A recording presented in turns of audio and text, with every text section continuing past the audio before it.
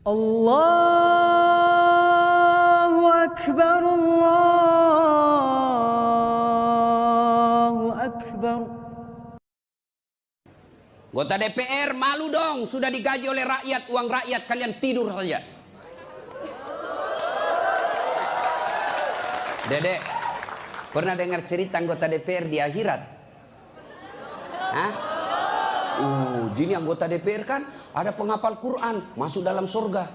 Begitu masuk dalam surga dilihat, kok banyak anggota DPR di sini. Di negara aku banyak di OTT karena korupsi. Dia pergi protes sama malaikat penjaga surga. Malaikat, kenapa banyak ini masuk anggota dewan dalam surga? Di negara saya banyak yang korupsi. Dia bilang anggota penjaga surga, dah sok ribut. Kenapa? Dia cuma reses. Sebentar lagi pulang ke tempat asalnya.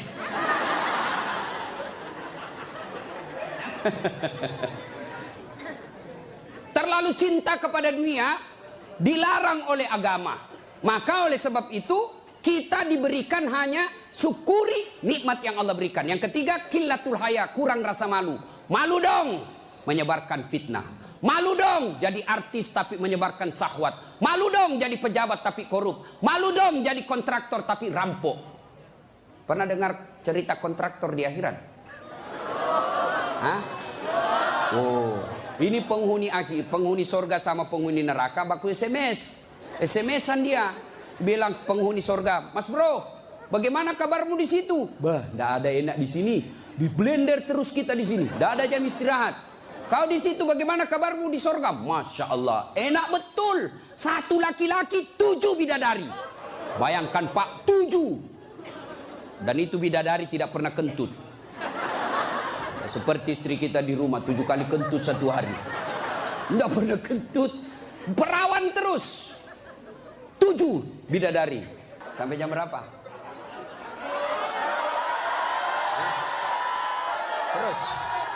Terus. Lalu kata penghuni surga, "Wah, enak betul di sini." Penghuni neraka, "Bolehkah kami jalan-jalan ke situ?" "Boleh." "Ya gimana?" Penghuni neraka kan kreatif. Banyak solusinya. "Gimana?" Sudahlah, enggak usah cemas. Kami bikin jembatan dari surga, kamu juga bikin jembatan dari neraka. Kita ketemu di tengah. Setuju? Setuju. Lelang proyek. Keluar pemenang tender. Kerjalah. Hari pertama hancur juga ini, Ustaz. Aduh. Nasib sial saya ini malam. Uang merah kek.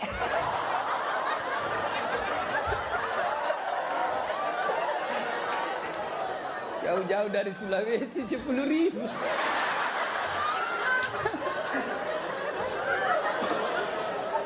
Nah, lalu dia bilang, hari pertama proyek dari neraka selesai 50%. Hari kedua selesai 70%. Hari ketiga tuntas, efektif dan efisien. Selesai proyek. Sampai di tengah dilihat-lihat proyek dari surga.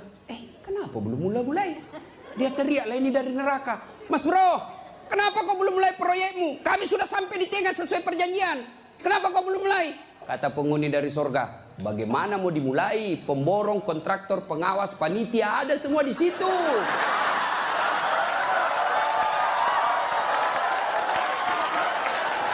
Di sini penghafal Quran aja di sini. Nggak tahu hitung proyek, salah-salah kalkulatornya. Ya, cinta dunia. Ya, kurang rasa malu. Mana lagi yang kurang rasa malu? Kalian cewek. Ayo, ibu-ibu hadir di sini, alhamdulillah. Tapi tolong yang paling banyak kurang rasa malunya sekarang perempuan. Mulai dari cara berpakaiannya. Kata Nabi, suatu waktu nanti perempuan berpakaian tapi telanjang dan mereka menyukainya. Berpakaian tapi telanjang dan anehnya mereka suka. Mana disebut berpakaian tapi telanjang? Lihatlah sekarang. Saya selalu istilahkan, lebih susah lihat paha ayam kampung daripada paha cewek. Yang ketawa, saya serius ini. Coba lihat paha ayam kampung. Bapak harus kembali kampung dulu. Namanya ayam kampung, jadi kita harus kampung dulu. Iya toh? Sampai di kampung, kau sudah lihat pahanya ayam? Tidak. kau beli dulu 100.000. Sudah kau beli, sudah kau lihat pahanya? Belum, kau kejar dulu 1 jam. Begitu kau mau tangkap dia terbang. 1 jam dikejar, baru tangkap. Sudah kau tangkap, sudah lihat pahanya? Belum, kau potong dulu dengan ucapan Bismillahirrahmanirrahim. Sudah kau potong, sudah lihat pahanya? Belum, kau rebus dulu 15 menit air panas. Sudah kau rebus, sudah lihat pahanya? Belum, baru dicabut. Baru kelihatan pahanya putih mulus. Balik kampung, kau keluar 100.000, kau kejar 1 jam, kau potong dengan kalimat basmalah, kau rendam 15 menit air panas, baru lihat pahanya yang putih. Ayam kampung. Tapi coba lihat cewek, kau berdiri saja di pinggir jalan, 15 menit, 10 pasang paha cewek gratis. Bahkan kadang-kala boleh dicolek. Makanya cewek, mari kita kerjasama. Kami laki-laki jaga mata, tapi tolong Anda cewek jaga akhlak. Biar kami setengah mati jaga mata, kalau kalian gentayangan habis amal kami.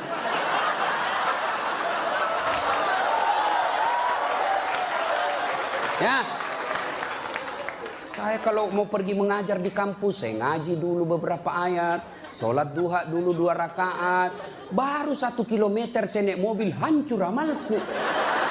Sebelah kanan ketek, sebelah kiri dada, di depan paha. Nggak mungkinlah saya jalan terus begini, tiang listrik ku tabrak. Hei cewek, hei, mari kasihani mata kami. Dilihat haram, tidak dilihat barang bagus.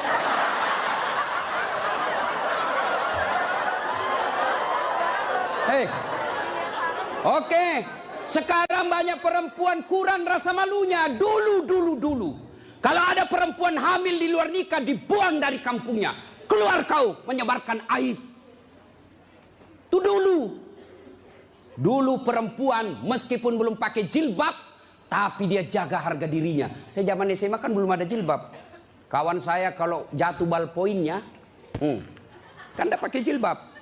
Dia pegang dulu ini, lalu dipegang roknya di bawah, baru dia dongkok begini. Dulu. Sekarang cewek dia sengaja memang itu pakai tipis kecil, jalan dia mau tabrak kita. Hancur. Maka kalian akhwat yang datang di sini pengajian selama 3 hari 3 malam, tolong selamatkan saudara-saudara kalian akhwat-akhwat supaya mereka tidak pakai begitu. Kalian tularkan itu jilbabmu kepada saudara-saudara semuslimah. Jangan kau biarkan mereka, dakwai mereka. Dia mau dengar atau tidak, kewajibanmu sampaikan, soal diamalkan urusan lain. Terutama juga yang pakai jilbab tapi tidak memenuhi syarat. Pakaian jilbab itu, pakaian menurut Islam itu ada 4 syaratnya. Nih dengar baik-baik yang mau bikin baju. 1, syarat pakaian itu nutup aurat. Alhamdulillah kalian semua nutup aurat. Mana auratnya perempuan? Seluruh anggota tubuhnya kecuali telapak tangan. Saat itu pakai jilbab kelihatan lehernya, tinggal lehernya dibakar nanti. Ya, kelihatan pahanya nanti dibakar. Kalau cewek masih enak dilihat. Ini ada juga orang tua, sudah mau ada cucunya. Pakaiannya saya tanya, Bu, kenapa pakai begitu? Ibu sudah tua. Dia bilang, ini baru ada, dulu waktu saya gadis tidak ada begini, Ustaz. Ini namanya bagus dikasih ibu, kasih STNK. Tahu STNK?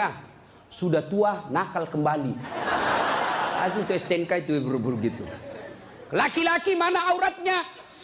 Pusat sampai lutut. Artinya adik-adik, kalian yang sudah mengaku diri hijrah, silahkan main futsal, silahkan main bola, silahkan olahraga, tapi tolong jangan kelihatan pahamu. Pahamu adalah dosa ketika kau kelihatan. Kau suruh saudara putrimu jilbab, kalian main bola kelihatan paha, dosa. Nggak ada nafsu lihat pahaku. Siapa bilang? Siapa tahu ada janda-janda tua sudah lama nggak lihat paha. Bisa jadi. Ya. Yang kedua, syarat pakaian menurut Quran, nutup aurat. Yang kedua, tidak mempertontonkan lekuk-lekuk tubuh. Ada orang pakai jilbab tapi bajunya sempit. Susah jalannya. Coba lihat itu kalau ada pengantin. Pakailah jilbab sakaratil maut. Yang 3 lapis, kuning, biru, abu-abu. Dikasih kiri lagi sedikit. Ada talinya dia ikat-ikat dulu. 2 meter dia kasih di lehernya. Kasih juga. Nah, mulai tidak bisa goyang tangannya. Bajunya sempit. Roknya sempit. Jalanlah dia bilang suaminya, buru-buru ibu kita ketinggalan. Tunggu dulu pak. Dogo. Itu namanya beleng-beleng. Tahu beleng-beleng? Dongo. Tahu dongo? Nah, kaulah itu. Ayo. Syarat yang ketiga, cowok juga. Kalian pikir kalau kau cowok berpakaian ketat-ketat tidak berdosa? Dosa juga itu. Yang kami mencengkelkan itu yang gendut.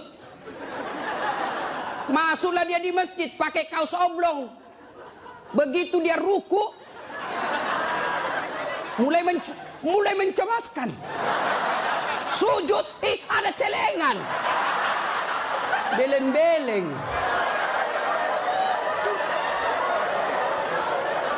Nah, yang ketiga, syarat pakaian yang ketiga, saya ulang, tutup aurat, tidak mempertontonkan leku-leku tubuh. Yang ketiga, pantas.